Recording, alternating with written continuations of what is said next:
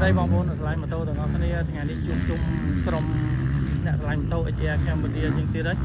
ហើយថ្ងៃនេះមកជួបជុំគ្នានៅភ្នំប្រសិទ្ធ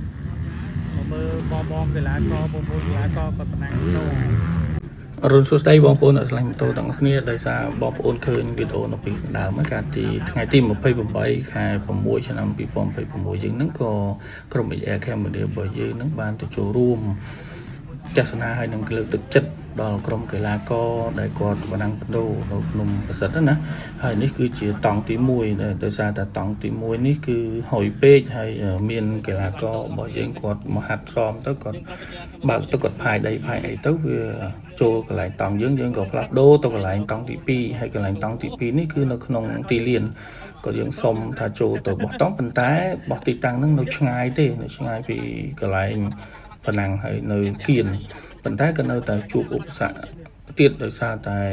កន្លែងហ្នឹងក្បែរកន្លែងហាត់សមដែរប៉ុន្តែបងប្អូនរបស់យើងកីឡាករក៏គាត់មិនធំតែកន្លែងហាត់សមនៅក្នុងកន្លែងដែលរៀបចំទេគាត់ជិះមកកន្លឹងមកផាយដីនៅកន្លែងដែលយើងហ្នឹងរៀបចំកម្មវិធីអញ្ចឹងវាហុយដីទៅចូលបាយចូលម្ហូបរបស់យើងទោះបីយើងរៀបចំហើយជាលើកទី2ក៏ដោយក៏យើងក៏មិនអាចបន្តនៅនឹងបានដែរដោយសារតែដល់ទី1គឺយើងដីហុយពេកហើយពួកគាត់ចេះតែមកផាយដីដាក់អញ្ចឹងណាហើយទី2គឺមានការស្នើសុំថវិកាមួយចំនួនក្នុងការមកលើកទឹកចិត្តក្នុងការមកបោះទីតាំងដំណឹងគឺគាត់ស្នើសុំថវិកាអញ្ចឹងបងប្អូនយើងក៏សម្រេចចិត្តថាយើងមកគ្រប់គ្រងកីឡាករប៉ុន្តែយើងមិនអាចនៅបន្តនៅកន្លែងហ្នឹងបានអញ្ចឹងក៏សម្រេចចិត្តផ្លាស់ដូរពីកន្លែងហ្នឹងទៀតយើងឃើញនៅក្នុងរូបភាពហ្នឹងបងប្អូនរបស់យើងហ្នឹងក៏ចាប់ដើមរើតង់រើអីឡើងវិញរៀបចំវាទៅកន្លែងមួយទៀតអញ្ចឹងកន្លែងនេះកន្លែងទី3ហើយដែលបងប្អូនទាំងអស់គ្នាឃើញនៅក្នុងវីដេអូរបស់យើងអញ្ចឹងកន្លែងនេះក៏យើងជួលគេដែរយើងមិនសុំគេទៅទេគឺយើងជួលក្នុងតម្លៃមួយដែលគាត់យល់ព្រមស្របជាមួយយើងណាហើយយើងក៏តម្រៀបបន្ទោនាំគ្នាថតលេងនាំគ្នាជួបជុំគ្នាហើយកន្លែងចំណុចនេះបងប្អូនអ្នកដែលគាត់រៀបបន្ទោក៏រៀបទៅអ្នកបងប្អូនអ្នករៀបចំកន្លែងសម្រាប់ក៏រៀបទៅមានរឹងមានកតេមានអីអង្គុយចឹងទៅបងប្អូនយើងដែលគាត់ចង់ទៅមើលកីឡាករប្រណាំងក៏គាត់ចេញទៅមើលទៅហើយបងប្អូនយើងដែលជាចុងភៅក៏គាត់រៀបចំកន្លែងចុងភៅសម្រាប់អាំងសាច់អាំងសីអ្វីហូបទាំងអស់គ្នាអញ្ចឹងទៅអញ្ចឹងយើងទៅរៀបម៉ូតូជុំគ្នាហើយប៉ុន្តែយើងនៅរងចាំបងប្អូនយើងដែលមកតាមផ្លូវបងប្អូនយើងដែលគាត់រវល់ការងារពីព្រឹកពីថ្ងៃទៅគាត់មកតាមផ្លូវបន្តទៀតអញ្ចឹងយើងអត់ទាន់ជុំគ្នាហើយកន្លែងនេះគឺបងប្អូនយើងជួបជុំគ្នាយើងសាកម៉ូតូនៅក្នុងសមាជិករបស់យើងមានម៉ូតូផ្សេងគ្នាមាន CS មាន XR មាន CS Rally មាន WR បងប្អូននៅឃើញតែស្នាមញញឹមហើយនឹងសំណើចក្អាកក្អាយហ្នឹងក៏ដឹងថាបងប្អូនយើងសប្បាយជុំគ្នាសាកឲ្យសាកម៉ូតូគ្នាទៅវិញទៅមកណាតាមចំណង់ចំណូលចិត្តហើយអ្នកខ្លះក៏គាត់មិនបាននៅសាកដែរអ្នកខ្លះក៏គាត់ទៅមើលលើកទឹកចិត្តបងប្អូនយើងអ្នកប្រណាំងម៉ូតូទោះបីយើងមានឧបសគ្គពីមួយចំនួនក៏ដោយហើយនៅក្នុងហ្នឹងក៏មានបងប្អូនយើងក៏គាត់មកពីឆ្ងាយក៏ជិះកាត់ទៅឃើញក៏គាត់សុំចូលរួមជជែកគ្នាលេងហើយក្នុងនេះក៏មានបងពេជ្រសខាក៏គាត់ឃើញក្រុមយើងសប្បាយអញ្ចឹងទៅក៏គាត់ចូលរួមមកលើកទឹកចិត្តចូលរួមមកជជែកគ្នាលេងយើងហូបជុលគ្នាជាការសប្បាយរវាងបងប្អូនខ្មែរតែមួយហើយបន្តមកទៀតយើងក៏បានមានកម្មវិធីតន្ត្រីរបស់យើងហ្នឹងគឺស្គរដៃហើយនឹងឈឹងហ្នឹងគឺយើងមិនចោលហើយយើងមិនចាក់បាសចាក់អីថ្លង់ទេហើយកន្លែងនេះក៏មានបរទេសគាត់ចូលមកគាត់ចូលរួមជាមួយយើងដែរឃើញក្រុមយើងសប្បាយអញ្ចឹងណាគាត់ចង់សប្បាយជាមួយដែរហើយកម្មវិធីតន្ត្រីរបស់យើងហ្នឹងគឺមិនចោលទេតន្ត្រីខ្មែររបស់យើងមានស្គរដៃមានឈឹងហ្នឹងគឺសប្បាយថ្ងៃត្រង់ម៉ោង11 12 1 2 3អីហ្នឹងគឺកំពុងតែក្តៅខ្លាំងហើយប៉ុន្តែទាំងចាស់ទាំងក្មេងទាំងបរិសុទ្ធទាំងស្ត្រីមិនចេញទៅណាទេនាំគ្នារាំច្រៀងសប្បាយជុំគ្នាដោយសារតែយើងយូរយើងជួបជុំគ្នាម្ដងហើយកន្លែងនេះគឺកន្លែងដាច់ឆ្ងាយពីកន្លែងបងប្អូនប្រជាពលរដ្ឋអញ្ចឹងมันមានការបង្កសម្លេងរំខានខ្លងដល់បងប្អូនប្រជាពលរដ្ឋទៅហើយក៏នៅឆ្ងាយពីកន្លែងបងប្អូនដែលប្រណាំងម៉ូតូអញ្ចឹងមិនមានទើសទាល់ឬមួយក៏មិនមានប៉ះពីអីជាមួយនឹងបងប្អូនដែលគាត់កីឡាករក៏ប្រណាំងដែរកម្មវិធីរបស់គាត់រលូន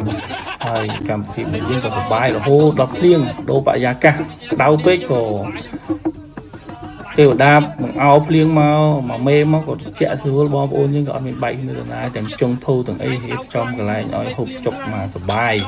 រីករាយដូរបរិយាកាសពីត្រជាក់មកក្តៅពីក្តៅមកភ្លៀងក៏បងប្អូនយើងនៅតែសបាយជុំគ្នាដែរអញ្ចឹងនេះជាការជួបជុំរវាងបងប្អូនអ្នកស្រឡាញ់ម៉ូតូ XR Cambodia ហើយចំណុចចិត្តចុងបញ្ចប់ហើយគឺបងប្អូនរបស់យើងក៏នាំគ្នាប្រឆេះម៉ូតូលាគ្នានេះគឺជាទម្លាប់របស់បងប្អូនយើងពេលណាយើងបែកគ្នាអញ្ចឹងទៅយើងប្រឆេះម៉ូតូស្ដាប់សំឡេងអញ្ចឹងចាត់ទុកថាប្រាប់ម៉ូតូយើងថាឥឡូវយើងដល់ពេលបែកគ្នាហើយឲ្យសុខសប្បាយទាំងអស់គ្នាធ្វើដំណើរជិតឆ្ងាយអីឲ្យមានសុខសុវត្ថិភាពអញ្ចឹងក៏យើងរោប្រាប់គ្នាទៅវិញទៅមកហ្នឹងគឺក្នុងនាមជាទម្លាប់របស់ក្រុមរបស់យើងណាដើម្បីឲ្យបងប្អូនរបស់យើងបញ្ញាក់ស្មារតីទាំងថាឥឡូវយើងត្រូវបែកគ្នាហើយយើងត្រូវប្រយ័ត្នប្រយែងទាំងការបើកបរធ្វើដំណើរផ្លូវចិត្តផ្លូវឆ្ងាយអីយើងត្រូវតែជួយសហការគ្នាមើលគ្នាបើកផ្លូវជាមួយគ្នាយើងត្រូវទៅជាមួយគ្នាហើយយើងត្រូវជូនគ្នារហូតដល់ផ្ទះអញ្ចឹងទៅយើងបន្តអ្នកផ្សេងទៅមុខទៀតទៅទៀតអញ្ចឹងទៅអញ្ចឹងនេះគឺជាកម្មវិធីរបស់ក្រុម XR Cambodia របស់យើងហើយបន្តមកទៀតយើងក៏ចាប់ផ្ដើមរៀបចំនឹងបែកគ្នានៅកន្លែងនេះគឺបងប្អូនទាំងអស់គ្នានឹងឃើញម៉ូតូរបស់យើងនឹងមានអ្នកខ្លះក៏គាត់ទៅមុនហើយដោយសារគាត់ញាប់ហើយមានអ្នកខ្លះក៏គាត់នៅបន្តទៀតនៅបន្តកម្មវិធីយើងរហូតចប់កម្មវិធីប្រហែលជាខ្ទង់ម៉ោង4យើងចប់កម្មវិធីព្រោះដោយសារបងប្អូនយើងអ្នកខ្លះគាត់ទៅធ្វើការងារស្អែកព្រឹកថ្ងៃច័ន្ទអ្នកខ្លះក៏គាត់ត្រូវធ្វើការងារយប់អញ្ចឹងគាត់ទៅមុនអញ្ចឹងមានបងប្អូនយើងមួយចំនួនដែលនៅខាងក្រោយហ្នឹងក៏នៅចាំទៅជាមួយគ្នាហើយបងប្អូនខ្លះក៏យកកូនយកភរិយាមកចូលរួមដើម្បីឲ្យសុបាយហើយកន្លែងនេះគឺជាកន្លែងទីតាំងចុងក្រោយមិនអស់ចិត្តក្នុងការបែកគ្នាបងប្អូនយើងទាំងអស់ហ្នឹងក៏មកជុំគ្នាកន្លែងផ្ទះបងប្អូនឡៃដែលជាសមាជិក XR Cambodia ហ្នឹងដែលជាអ្នករៀបចំសាច់ម្ហូបអាហារហ្នឹងក៏មកជុំគ្នានៅនឹងមកតង់ទៀតដើម្បីសបាយថតរូបជុំគ្នាព្រោះអ្នកខ្លះគាត់ទៅមកក្រោយអញ្ចឹងគាត់ទៅចង់ជួបគ្នាឲ្យបានយូរបន្តិចហើយក៏អរគុណដល់បងប្អូនឡៃដែលជាអ្នករៀបចំម្ហូបអាហារបាយទឹកជូនដល់ក្រុម XR Cambodia របស់យើងហើយក៏អរគុណដល់សមាជិកទាំងអស់ដែលបានចូលរួមយ៉ាងសស្រាក់សាំស្រស់ដៃគ្នាសប្បាយទាំងអស់គ្នាទោះបីតែមានឧបសគ្គខ្លះមួយចំនួនមែនប៉ុន្តែបងប្អូនយើងមិនបោះបង់ចោលគ្នាទេនៅតែសហការគ្នាយើងនៅតែរក្សាភាពថ្លៃថ្នូរឬភាពស្ងប់ស្ងាត់យើងមិន